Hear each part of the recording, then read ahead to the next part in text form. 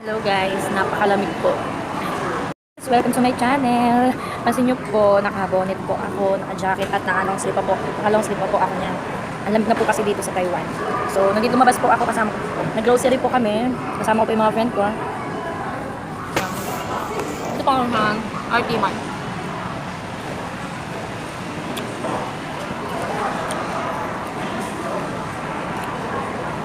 Guys, kung may mga tanong pa po kayo, bukod sa mga tanong na alam so mag-comment na po sa video na ito para po masagot ko po at makagawa po ako ng Q&A part 2. So, yes, tuloy pa.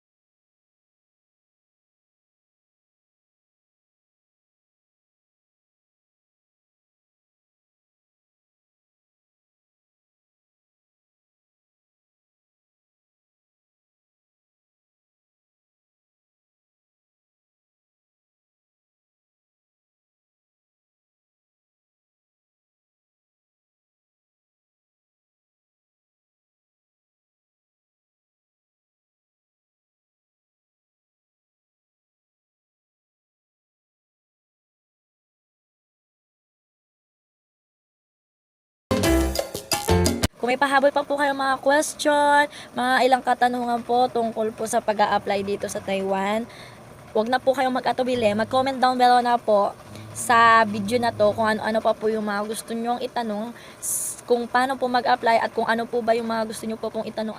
Winter na po dito, kaya napakalamig na po. Matutulog po ang naka-long sleeve at naka-pajama.